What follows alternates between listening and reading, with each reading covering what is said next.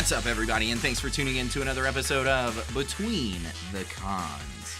My name is Chris, and with me today, the Ginger Giant.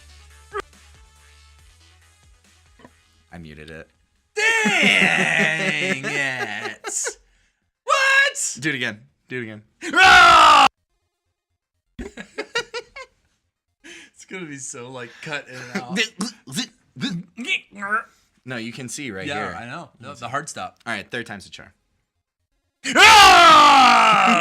He put his hand over the mute button that time. It's like, I'm gonna get this My one out. calling card will prevail.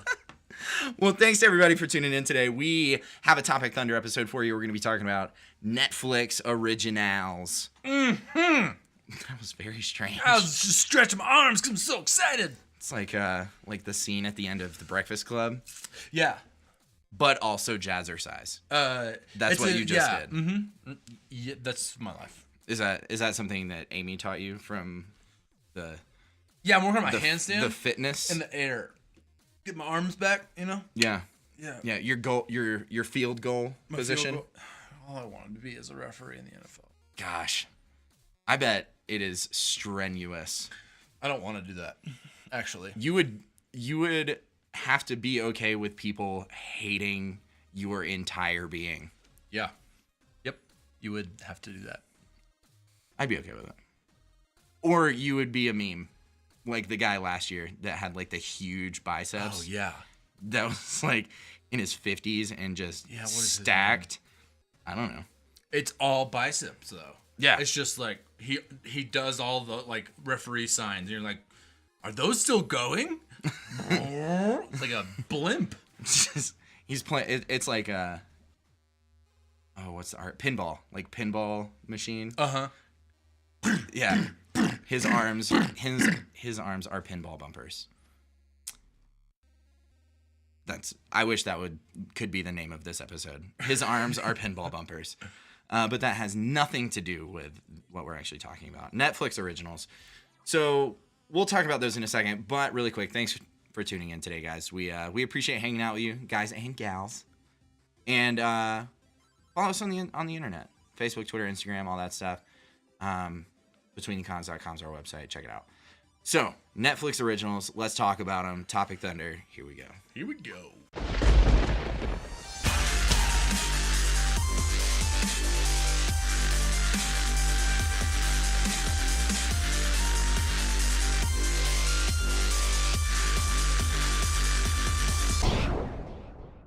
So, Netflix has released a lot of original content. Like a lot. Like a lot. Like a lot. And they have like $8 billion I was just going gonna say into... they just took out more debt. Right. Like this week. Oh, to acquire... 1.5 billion. Yeah, to acquire content. Yes. Not for original content. Oh, I thought that But was for creation for new content. Oh, it might be.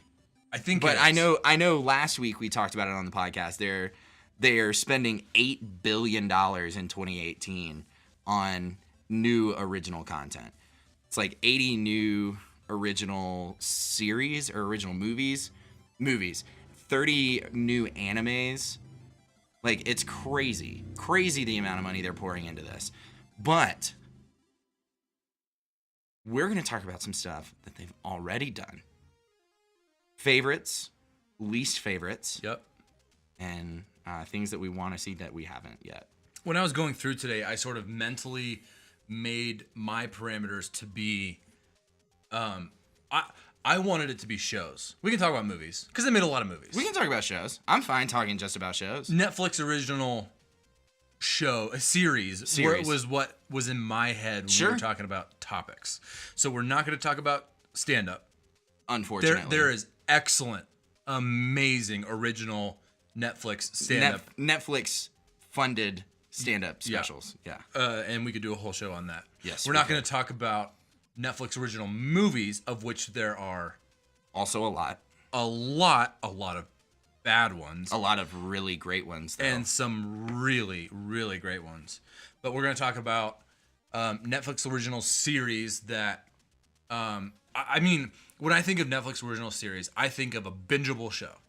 Yeah. Something that has 6 or more episodes that they put out there for you to consume immediately. Mm-hmm. I'm excited about this. Like, yeah. they've got I was scrolling through all the stuff today, and I mean, I don't know how many it is. I'm not going to quote it correctly, but it felt like 80 or 90. Well, this says in 2016, Netflix released an estimated 126 original series or films. Man alive. In 2016. So, wow. That's a lot. So what we're going to do, let's kind of preface this whole thing. So what we're going to do is we're going to talk about our favorite shows. The shows that we think are our least favorites. But the parameters are shows that we've seen for our favorites. Parameters for least favorite. Least favorite constitutes something that we started to watch, but could not keep interest in. Yep. But that being said, we had a really interesting conversation before the show about kind of the structure of a Netflix original series. And Netflix creates a series with the intention of its viewer binging the show. Sure. So if you have a 12 episode, like Stranger Things, season 1, 10 episodes, 9 episodes, something like that. I can't remember if it was 9 or 10 the first season. Great show. Excellent series. However, it's written as a 9 or 10 hour movie. Right. Each episode doesn't have its own climax, its own first act, second act, third act. Resolution doesn't really occur ever until the final episode, in which case it resolves and then immediately slaps you in the face with a cliffhanger. Yep. So I think that with that being said, it's a very different structure than what we would standardly classify as a good show. I would not say that a show like a comedy, Parks and Rec. Sure. I would not say that Parks and Rec is on the same tier of a comedy as like Unbreakable Kimmy Schmidt. Sure. Because they're written differently. Absolutely. Like, even though Unbreakable Kimmy Schmidt has like the episode to episode format, there are things that take course over multiple episodes. Absolutely. Like, in the most recent season of Kimmy Schmidt, the Redskins thing. Yes. The NFL team, yep. Like, that spans almost the entire season. With David Cross being the love interest of Jane, is her real name. I can't remember her name in the show. I can't either. But that spans the entire season because it's a 30-minute episode. There's 15 of them. You're going to watch them all in one sitting. Yep. Ideally. And like traditional television does that to an extent. Yes. Where season 3 of Parks and Rec starts with love interest between Leslie and Ben, and ends with them being farther along in their relationship. Right. But it goes all over the place. Or like the Harvest Festival. Sure. Like the Harvest Festival is a 2-episode arc. Mm-hmm. But it's a 2-episode arc. Right. It's not a 12-episode arc. Mm-hmm. It's not a 20-episode arc. And I think that's a very important distinction to make at the beginning of the show, especially talking about our favorites, because we've talked about favorite TV shows on the podcast in the past, just like in passing. Mm-hmm. And I think it's important to kind of gauge that because it is so different. Mm-hmm. So I think we should start out with our favorites. Sure. Start out with our favorites. So are we just gonna do one? Well, go ahead. Go ahead with your favorites. So I was making my list today, and did you check it twice? I did check it twice. Good. I'm nice, not naughty. Disagree. Yeah. Well, agree to disagree. And so it's hard to come up with a singular answer, I think, because they've been doing this for a while. I recently watched Ozark. They've been doing it for like 2 years. Like 3 years. These original series? Yeah, it hasn't been that long. Well, it's not that long, but there's so many of them that it feels like they've been doing it for a long time. Like, 4 years. House of Cards, February 1st, 2013. Yeah. Was the first one. Yep. 2013 or 2012? 13. Interesting. According to Wikipedia. Oh, it was 2013. Yeah. I was living in Dallas, and that part of that span 2013. Boom. Neither here nor there. Ozark. I put Ozark at the top of my list, and if you haven't watched Ozark, it is a completely different look at the type of like drug story that's sort of like Narcos, except it's not like that at all. Okay. He's a money launderer for a large cartel, and there's like he's having to move to a new place in order to wash $5 million in like 6 months, and then he's giving these tasks along the way, and the moral system is like completely turned on its head for what's right and what's wrong in the show. Okay. It's extremely well written, and the reason I sort of hesitate to say it's my favorite is because there's so many that I would consider great Netflix originals. Yeah. Bloodline. Haven't seen it.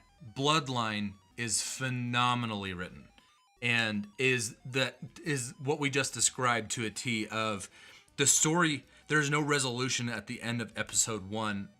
It is a cliffhanger for you to start immediately in the next 30 seconds, the next episode. Right. And they pick up right where they left off, and the story builds and builds and builds and builds until the end of the season, and then there's not really resolution. You have to wait for the next 12 months to pick up right where you left off. Right. So it's this really long story, and it's incredible. It's family dynamics. It's Ben Mendelsohn and Kyle. I can't remember Kyle's the dad on Friday Night Lights. The coach. Yes. Coach. Kyle Coach. Yep, Kyle Coach. That is something that I have enjoyed for years. Sure. So that's hard to say Ozark is a more favorite than that because I haven't watched a lot of Ozark. There's only been one, but I loved Ozark recently. Right. Jessica, it's hard to talk about Netflix original shows and not talk about Marvel because there's so much Marvel content. 6? Well, there's 5. 5? Or 6. Daredevil has 2 seasons. Daredevil has 2. Jessica Jones. Yeah. So there's Iron the Fist 4 Defenders. Uh-huh. The 4 Defenders, and so it's 6. 6 seasons. Yeah, 6. Jessica Jones, by far my favorite of those. Great. Agreed. One that's sort of off the wall and people I don't know that gets a whole lot of attention is the OA. And it is the epitome of what in the world am I watching 4 episodes in? Yeah. There's like 9 episodes, and it is hard to follow. I was actually going to say the OA is one of my least favorites. Sure. Because that one we did try to watch. I believe we watched the first 2, 3, 4 episodes, however many, and just couldn't do it. Mm-hmm. Just could not get interested. Mm-hmm.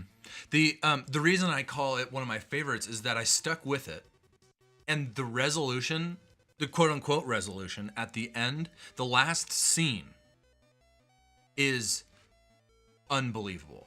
Yeah. Absolutely unbelievable. And it's a little bit like enjoying, this is a weird comparison, but it's a little bit like enjoying older literature. Count of Monte Cristo. Sure. Dickens. Some of those books that it's just like, For the love of God. like Moby Dick. I don't want to read any more about whales. Right. But the end and the relationship it built between the whale and and Ahab, not King Ahab, that's biblical. Ahab, the ship captain, you don't understand. Like if you were to just read the last chapter, it means absolutely nothing. Right. If you hadn't put in the time and the effort to work through all of that. The ending of OA is just mind-blowing. Sure. And so that's another one that's like hard to say it's my favorite, but like, man, it was an amazing moment. Uh-huh. And then it's I would be remiss to talk about my favorite Netflix shows without mentioning Stranger Things and House of Cards. Oh, yeah. People are mad for these shows, and rightly so. Absolutely. Yeah.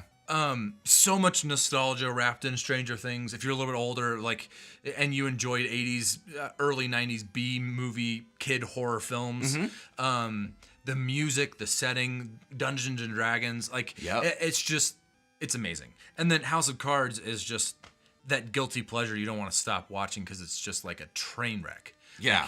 It is a human morality train wreck the entire time. Absolutely. And phenomenally acted, well written. There isn't really, in my opinion, there's not a bad season. Some people would say, like, I think season 3 was a little bit, like, kind of weird. But I think the canon of it so far, there's 4 seasons of it, and it's 5 seasons? There's 5 seasons. I'm wrong. 5 seasons, and it's all gold. So to talk about one, if I had to pick one out of there, I'd say Ozark, and then that would feel like super dirty. Well, yeah, because there's so much other amazing content. Well, you know that it's recency bias. Sure, like sure. It feels dirty because it was good, but is it as good as House of Cards? Yeah. Or is it just the most recent thing you've watched? Right. And I agree with House of Cards and Stranger Things. House of Cards, I frankly am behind on. I think I'm a season or 2 behind. Okay. I really liked it. I really enjoy the show. It's just one of those things that when the latest season came out, or when I know I'm 2 seasons behind, because when the last season came out, not the newest one, the one before that, I was in the middle of getting caught up on Arrow and Flash. Mm-hmm. So I was like binge watching those. And then by the time I'd caught up, there was like all this other stuff that I was watching, and I just haven't fit it back into the schedule. Sure. And you've said this so many times on the show, but we are in a golden age of television. Oh, absolutely. There is so many good things to watch right now. Absolutely. Not just on Netflix. And we've had other shows talking about the amazing television shows that are out there right now. Mm-hmm. And so there's so much to pick through, and choose, like, what is my TV watching schedule for the next 6 months? Because I know new stuff's going to come out, but I know I'm behind 3 seasons on Arrow, and I've loved Arrow. Yeah. Like, the crazy part for me is, like, Lucifer. Lucifer is out right now, and that is like my show right now. Like, I love that show. As soon as it comes out, I watch that show. Like, does not matter. I love it. It's so good. It's so well written. I think it's a very interesting storyline, with like kind of the biblical fiction. Mm-hmm. I guess that's how you would say it. Yeah, I Devil comes to Los Angeles. Uh-huh. Like, that's the very loose premise of the show. But I love it. But I think that because I have shows like that it's like, this show is out right now. Yeah. Like, I want to watch this show because I want to be able to talk about the newest episode with the people that I know watch this show. Whereas, like, House of Cards, it's like, oh my gosh, have you seen the whole season of House of Cards yet? It's like, dude, it came out. Did you sit down for 9 hours and watch the whole? Dude, it came out yesterday. Yeah. What are you friggin' talking about? Like, ask me like 6 months from now, and I'll watch those 9 episodes. Right. I think, so that makes this discussion hard too, right? Right, so exactly. Like, you have to put in the time to watch these shows. Right, yeah. And it's not an easy task. Like, sure, if I dedicated every Saturday to watching a different show, I could crush all these shows. But, like, I like having a life. If Netflix wants to pay me to watch all these shows, sure, sign the checks and send them. But, like, I don't have that kind of commitment right now. Help us get paid for Between the Cons. I mean, I will do a official Between the Cons review of whatever Netflix show, series, animated cartoon, My Little Pony garbage that they want. You like My Little Pony? I'm sorry. That's not my thing. It's not my thing.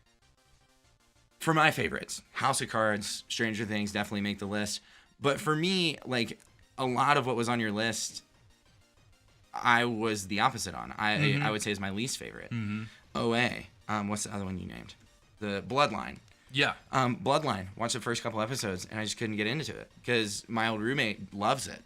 And he started watching it when we lived together, and I was like, I guess I'll start watching it. See, I mean, he thinks it's fantastic. Mm-hmm. Couldn't get into it. Don't like it.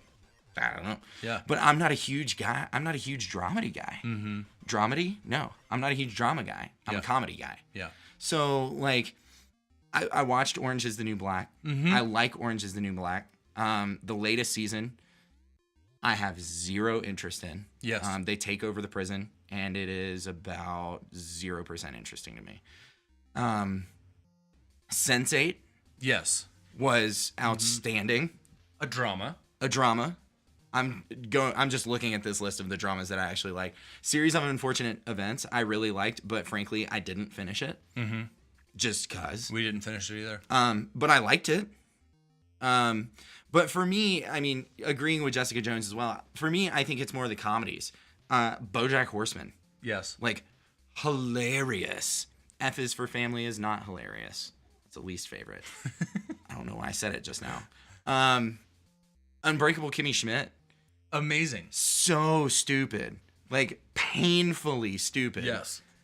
And I cannot stop watching it. Yep. I love it.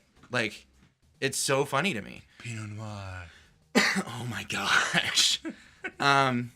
Atypical. I think if I had to say, here is the best show on Netflix, I would say Atypical. It's a coming-of-age dramedy. That's why I said dramedy earlier. Sure. So I was just prepping myself. Mm-hmm. Atypical coming-of-age dramedy revolves around the life or the household of a family with an autistic child. So it's your very standard nuclear family: mom, dad, brother, sister. Brother has autism. Sister is a track star. Dad is an EMT. And mom is a mom of a kid with autism. Wow. And it's a very, very, very fantastic show. Like, I cannot express how wonderful this show is. And it's like 30-minute episodes. It has 8 episodes in the first season. It's a very, very quick watch compared to some other things on Netflix. And I would very strongly argue that it is the best content that Netflix has, the best original content that Netflix has released. Comedy, drama, or otherwise. Right. I think it is the best thing they've done. Because it is, you see a lot of things that, especially lately, that are, I don't want to say playing the autism card, but are revolving around autistic characters. It's a hot topic. It is, and it's a popular topic within media right now. The Good Doctor with Freddie Highmore. Yep. Just launched on, I think, Fox or something like that. And it's good. That is also a good show. Yeah. But Atypical, I think it does something within the autistic community, like the autistic conversation, that other shows are too afraid to touch. Interesting. So I have a little cousin that is autistic, very, very low functioning. She learned her alphabet when she was 9. So you have the high functioning autistics, and then you have those that are lower functioning. Summer is very low functioning. I have seen the worst, for lack of better terms, tantrums evolve from her autism. Mm-hmm. My mom, every year, Summer comes and stays with my mom for a month. So I've gone up when I lived in Alabama. I would go up and help her with that, give an extra hand around the house. And it's hard. Yeah, it is. And I think the most fascinating part of Atypical is it shows a lot of how to deal with stress. Like how the family deals with having an autistic child. There's that one show that my wife watches that has an autistic kid. It's a Parenthood. Girly show. Parenthood has one, and it's like little quip, freak out. Yeah. Like that is the progression of this autistic character. And, or at least from what I've seen while passing through the living room when she's watching it. With Atypical, I think it is, there's this one scene in particular where it's the time for the school dance. And the main character has a lot of, like most autistic people, have sensitivity problems. So too loud, too bright, flashing lights, too many people, basically sensory overload. So they do what's called a quiet dance. So they get like Bluetooth headphones for everybody, and everybody like gets a pair of headphones that's like locked into the to the mix. So like it does this scene where it's completely like club music, like dance, like everybody's having a good time. They're all wearing these headphones, and then it like just kind of turns down like slowly, and then it gets completely silent, and it like continues to zoom. And like there's this kid who's like dancing, no headphones on, no music, having a freaking ball. That's awesome. Because it's completely silent in this room, and everybody else can hear the music and they're having fun. But for him, in order for him to have fun, it's completely silent. And it's like the little things like that, Sure. even though that's like a big moment in the show, it's like things like that other shows I don't think are paying as much attention to in regards to that type of character is really well done. I just think Atypical is very well done, frankly. So, least favorite shows. Yeah. So parameters being something you started that you could not finish. Right. So the show that comes into my head for this is called The Ranch. And well, first off, that's awesome. And like, I want to go and watch Atypical now. It's something I haven't watched yet. It's so good. And I and think Michael Rappaport's in it, which Cool. is worth it in and of itself. Yeah. And I think Netflix should take a note from people who watch that show and from people who promote it and say, let's make more quality shows about humanity like that. Yeah. Real recognizes real. Yeah. Like, do it. Yeah. Make a show that not mimics. Yeah, mimics reality. Yeah. To an extent. Great. All I'm going to say on that. Completely in the opposite direction. Shows I hated. Shows I hated. Or hated that I sort of liked and then decided to not watch ever again. Because of how bad they were. That 70s show, I grew up with that 70s show and watched it like when my parents weren't around because it was sort of that like, I don't know if we want you to watch this anymore sort of show, but then I watched it a lot because I thought it was hilarious and didn't tell them about it. Ashton Kutcher, Danny Masterson, they were the two main guys in the show. Okay. And they came together to create this show about like a football player, Ashton Kutcher, who wasn't any good anymore, and he tried to go pro and hurt his arm, and he's like going back to Old Town, Colorado, and it's like Varsity Blues. Sort of, yeah. The after years. Sam Elliott is their dad, and I love Sam Elliott. And Deborah Winger is their mom, and I've just liked her and stuff before. And then Alicia Cuthbert. Oh my gosh. The girl next door. I have not heard that name in forever. And I'm like, so I guess I didn't have like high hopes because it was like, this is going to be that 70s show on a ranch in Colorado. Right. Like, I don't know. It's going to be weird, but maybe it'll be funny. And I watched a season of it, and I'm sad to say that I watched a season of it because it was so poorly done. Mm-hmm. The comedy is like the cheapest forced laughs ever, and basically it's just nostalgia. It's like watch Ashton Kutcher be an airhead on TV, and like that was funny in 2003. Right.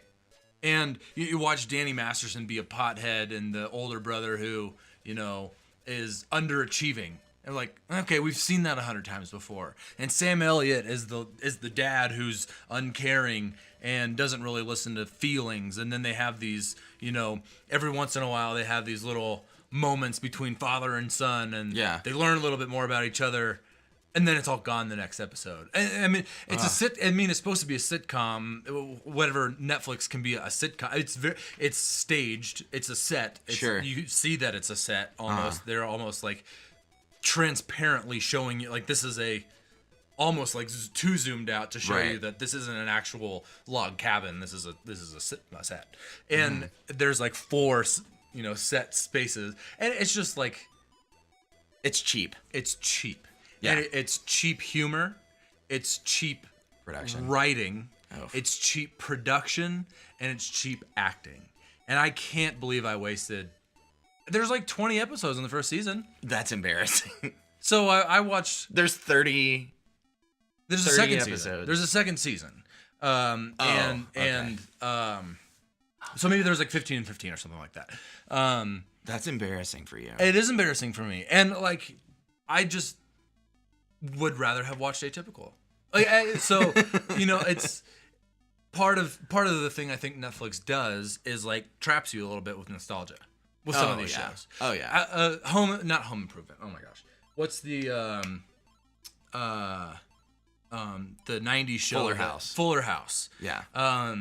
Gilmore Girls, which Year in was the life. like Amy and I watched all of Gilmore Girls together, and there are elements of that show I think were really well done 10 years ago, and that season was a mess, and the new one, and like, I don't like those opportunistic things that sometimes they choose to do around like, we're gonna get viewers with this, Right. and I feel crappy that I got hooked by The Ranch. It's the worst show on Netflix, in my opinion. Worst show on Netflix. The Ranch. You heard it here first, folks. Worst show on Netflix. For me, I have 3. So we're gonna start with the least amount of time that I dedicated to the most amount of time that I dedicated. Least amount of time I've dedicated to a Netflix show, but can hands down say I hated it. Friends from College. I watched 2.5 full episodes of that. I watched maybe 10 minutes. Maybe 10 minutes. Yeah. I wanted to like that show so bad. I did too. Like I just couldn't do it. Yeah. Like it has a killer cast. Yep. It has a really excellent concept. It was Terribly executed. It was too dramatic to be. It was too stage dramatic. There were so many comedic. cringe parts of those episodes where like, yeah. like I want to be laughing right now in the midst of this like awkward situation, because the premise is that they're all cheating on each other. But it wasn't good. It wasn't like Michael Scott cringe. Right. It wasn't Michael Scott cringe comedy. It was, I want to laugh, but you just ruined it. Yeah. Like, you just ruined this joke by what happened either right before or right after it. It's a little bit like, I mean, you know how I Met Your Mother, like, they're actually all terrible people. Yeah. Like, they're all, I mean, it's funny. Right. Like, in the moment, you're not realizing that they're terrible people. Right. And then you step away from the TV show, and this is, like, hard to hear, but, like, Those How I people Met Your suck. Mother is a terrible show. Yeah. I mean, like, the people are not role models. Yeah, Like, no. they are, every single one of them have people. bad moral systems. Yes. Like,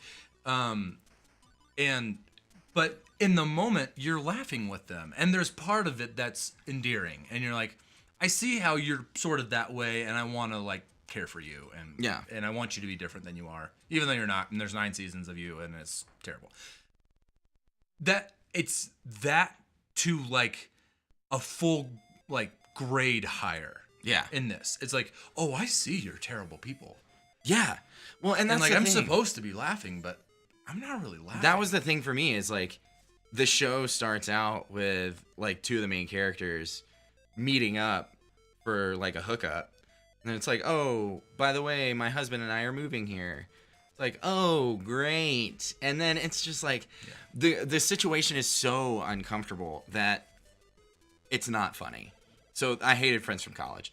All 10 to 20 minutes that I watched. Yeah. I watched, my shortest show was, or is still, American Vandal. American Vandal is supposed to be... The mockumentary. It's supposed to be, yeah, it's mocking, like, the NPR, like, Making a Murderer, or like, those sort of... Right. Serial. Serial is what I was trying to think of. I watched 11 minutes. Yeah. And I don't want to watch that show. Yeah. So Anyway. the second worst for me was a full episode. I watched a full episode of F is for Family. F is for Family is an animated comedy sitcom thing. Bill Burr's show. My wife loves Bill Burr. I like him when I'm in the mood to consume Good Bill in small Burr's doses. comedy. Yeah. Hated it. Didn't like it. She didn't like it either, which made me feel better about not liking it. We haven't watched an episode since. F is for Family was not good for me. I forgot the last one, and I was so excited about it.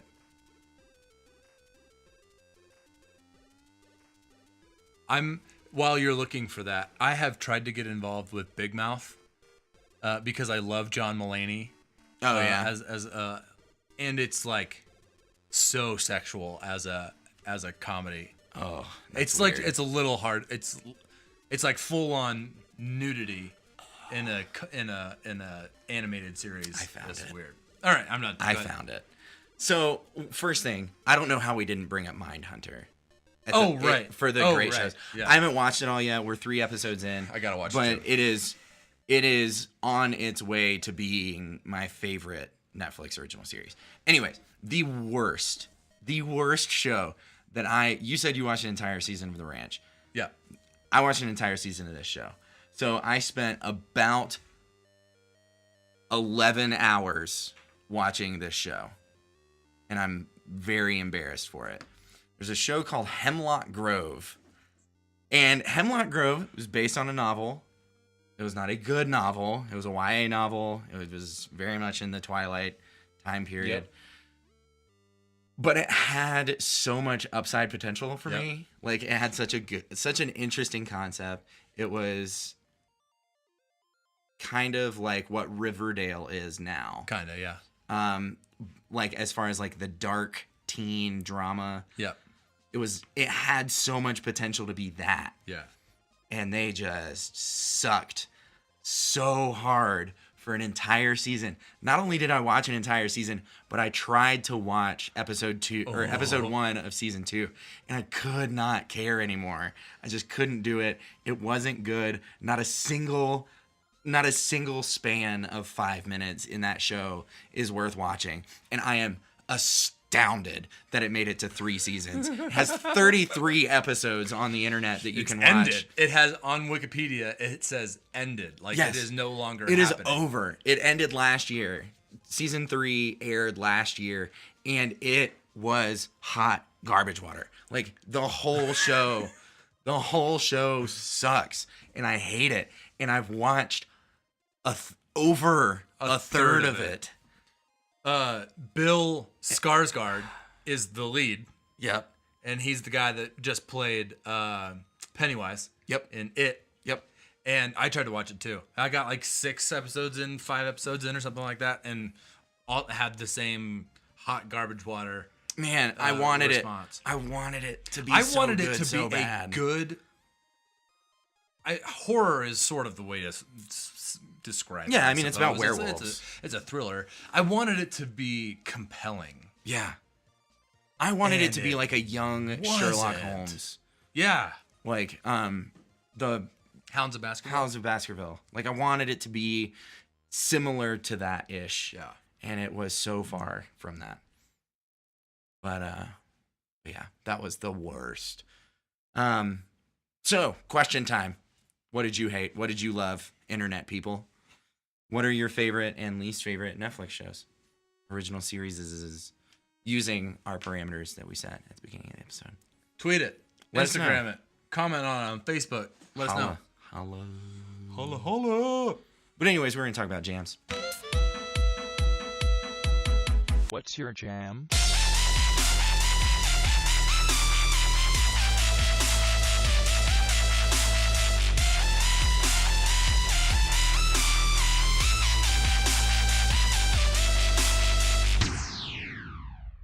What's your jam, Kyle? I had a hard time choosing my jam because there's some new stuff in my life. But recently, I've picked up reading again. Like, I go through these phases of like reading a ton and then not at all, and like watching a ton of TV. And I get through like 35 or 40 books a year. So these spans kind of go up and down a lot. Right. But I I just finished this weekend. I just finished The Count of Monte Cristo. Yeah, you did. And I majored in English literature in college. Like that's what I studied. For some reason. And it was no. It was a wonderful choice that I am using today. No, I'm not. I had never read that book. I read the Children's Illustrated Classic, if you know what those are. Yeah, they're fantastic. I will be buying them for my children and reading them again myself. Yes. I saw the Wishbone. Yeah, you did. Oh my gosh. Wishbone? Yep. That episode of Wishbone was the Awesome. bomb. Yeah. I watched the 2003 movie with Antonio Banderas and all of the Guy Pearce and the other people that are in that. Yep. It's Antonio Banderas, right? I don't think so.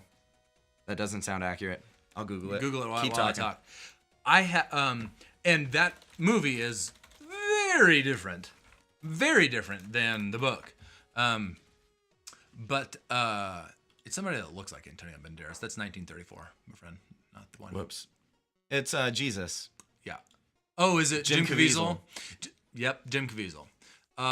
Looks nothing like Antonio Not Banderas. even a little bit. Luis Guzman is in it. Luis Guzman. He had the lisp. He does have a lisp. Luis Guzman. Does he look like Antonio Banderas? Not even a little bit. No. That was a little racist. I mean, I think he's the only person of Hispanic descent in the movie. So I was trying to give you... We can't confirm that right now. I was trying to give you a lie. Henry Cavill is in that movie. He is. Interesting. He plays Albert Mondego. Mondego. Anyway, Great book. blown away by that book. Super good. Okay, so like it's that book that everyone reads in high school, and I was like, oh my gosh, this is actually a solid book. It was written so long ago, but like it's my favorite book. Good. And I'm a little tired of that reaction. Sure. Except that I'm not at all, because it is a fantastic. It is a good book. Fantastic book. That might be one of like the nerdiest things about me, is that I love reading Leo Tolstoy. I love reading. I like reading Russian literature and old large novels. Moby Dick is the next one on my list. I don't know why. Really like doing that. But That's weird. it's weird, but I'm safe in this environment, space. in this You space. So that's been my jam. I think the biggest book on my shelf is 3 books bound together. Which one? It's right there. Michael Crichton. Oh yeah. Yeah. Andromeda Strain, Terminal Man, Great Train Robbery. Necronomicon. Yeah, that's fair. I think That's also a big one. War and Peace is the biggest one on mine. Who is that? Tolstoy. War and Peace? You never Warren? heard War and Peace? Warren No. Peace? No. Who is that? No. Stop it. Anyway. That's my favorite joke from Sky High, by the way. One of the, like, scary guy in the class. His name is Warren Peace. Brilliance. I love it. But, Hey, Chris. Yeah. What's your jam? My jam is a tattoo that I just recently got. Oh, yes. So, Michael Ann and I decided pretty spontaneously for our personalities. Neither of us are super spontaneous when it comes to making absolutely permanent life decisions. You can get it removed. Still shows. Still shows. Getting it removed doesn't mean it's going to look like nothing was ever there. But you shouldn't get this one removed. This one's awesome. Keep talking. We got a new tattoo, and it is a broadsword. Yep. And instead of a blade to the sword, it is the different polyhedral dice in descending order of size from hilt to tip. And it makes a sword shape. It's super cool. It's pretty sweet. I love it. I'm super excited. Did you design about it? Did you come up with it, or did you get So, the idea from somebody? Or? Got the idea from, like, the internet. Uh-huh. But this one in particular, designed it myself. Yeah. Cool. So, Yeah, you were showing it to me on Saturday before you went and got it when we were Right. playing Legendary. That was awesome. yeah, it was. And You had printed it out as the actual size that it is. Yeah, just to like hold it up to And make sure it would fit. Had never even considered that. As Yeah, an so option. it's like elbow to wrist on my left forearm on the backside, on the bow side. Throwing bows. You're throwing bows. Get a broadsword in the face. Exactly.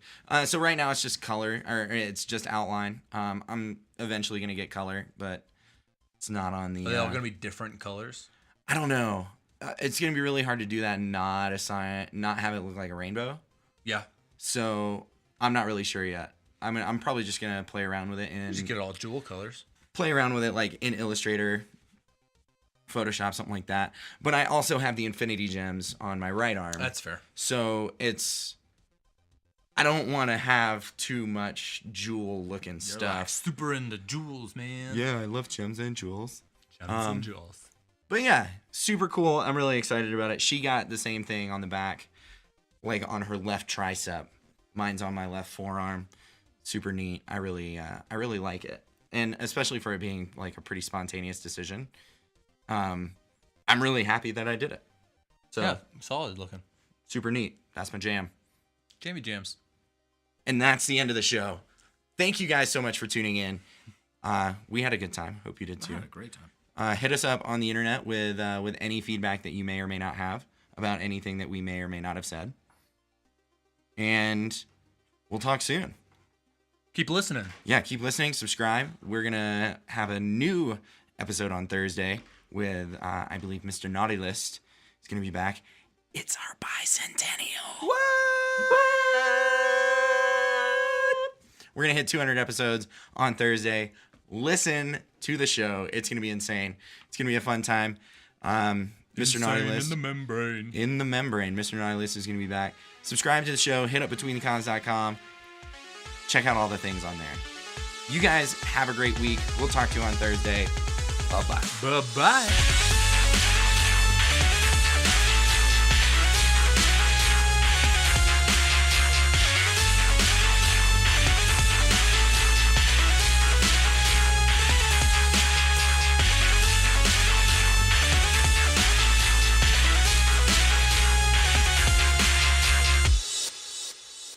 Somehow the Eagles have found themselves as the best team in the NFL